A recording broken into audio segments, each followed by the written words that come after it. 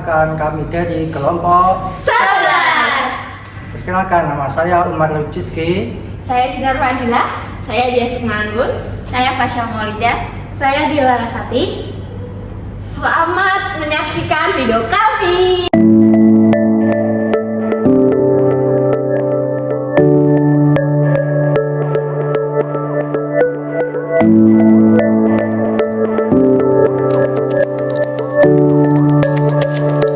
Halo, nama saya Sinar Fadilah. Halo guys, kenalin nama aku Dwi Larasati.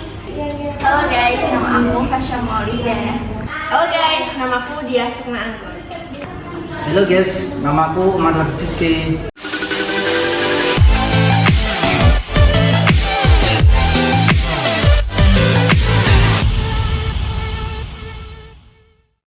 Teman-teman, kalian semua sadar gak sih perkembangan teknologi sekarang itu cepatnya luar biasa. Mulai dari IoT sampai robotika sudah masuk ke lini kehidupan. Bener banget tuh Bill, itu tuh semua bagian dari revolusi industri 4.0. Tapi selain itu, Jepang itu mengenalin konsep baru yaitu Society 5.0 yang intinya biar manusia itu tetap jadi pusatnya, gak cuma ikut-ikutan teknologi doang. Iya, aku baca ini Society 5.0 itu bukan cuma soal teknologi canggih, tapi gimana caranya teknologi dipakai buat nyelesain masalah sosial kayak pendidikan sampai ke tenaga kerjaan. Tapi sih ya, juga nih banyak tantangan kayak takutnya tuh peran manusia tuh bisa tergantikan sama mesin. Apalagi kalau SDM kita itu nggak siap, kita bisa tergantikan sama mesin, bisa ketinggalan juga. Makanya kita tuh betul yang namanya strategi pengembangan SDM yang jelas. Gak cuma kreativitas, tetapi kita juga butuh yang namanya teknis, kemudian kreativitas dan mau belajar sampai sepanjangnya. Dan peran pemimpin itu juga penting loh, dia harus menjadi motivator, fasilitator, dan mengajak semua tim untuk menghadapi perubahan yang akan datang. Setuju banget nih, nggak cuma dari dunia kerja, dari dunia pendidikan juga harus diubah, dari kurikulumnya, terus dosennya, itu tuh juga harus relevan dengan revolusi industri ini, biar lulusannya tuh nggak cuma pintar teori doang. Kuncinya itu di pendidikan. Kalau sistemnya mendukung inovasi, maka SDM kita itu siap bersaing di era global. Intinya tuh ya Society 5.0 sama revolusi industri 4.0 tuh kayak bisa bermata dua, jadi bisa bisa menjadi ancaman bagi kita, tapi juga bisa jadi peluang besar bagi kita, tergantung kita siapa mau enggak. Ya, kalau kita mau belajar adaptasi sama kolaborasi, pastinya kita tuh nggak cuma jadi penonton di era digital ini gitu. Dan aku yakin ini Indonesia itu akan bisa mencetak SDM yang paling unggul gitu, di dunia ya. Tapi itu karena orang mikirnya tuh teknologi itu justru jadi lawan buat kita. Padahal kalau kita gunain teknologi itu secara baik, malah itu justru dapat menjadi teman buat kita. Betul, contohnya aja tuh sekarang banyak pekerjaan yang muncul kayak data analyst, terus juga ada developer AI, sampai juga content creator. Itu kan muncul karena juga teknologi ya. Makanya kita tuh jangan terpusat dengan teknologi saja. Kita juga harus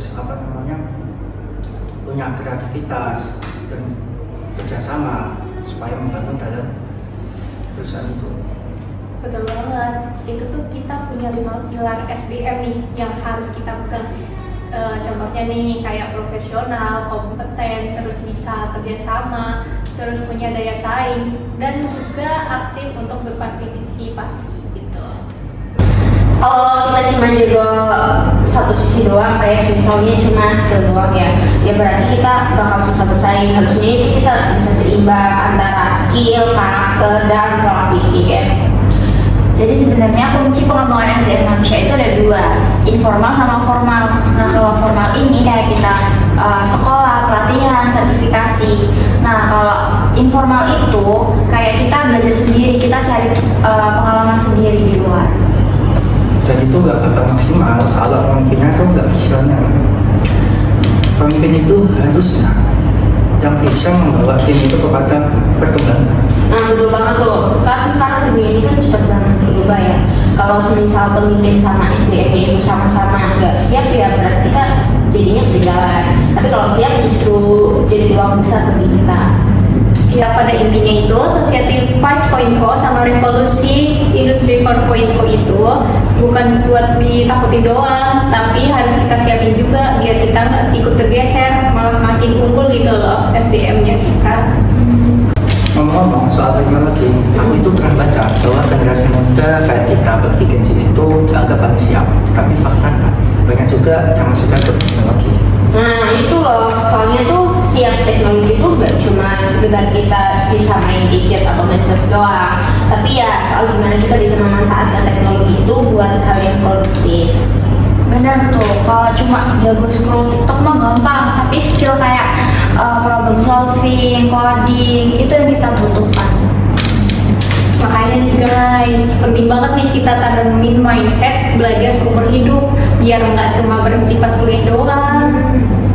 Nah, jangan lupa karakter itu nomor 1. Sepintar apapun kamu, kalau tidak punya integritas dan kerja tim yang baik, kamu tidak bisa mengembangkan kemampuanmu.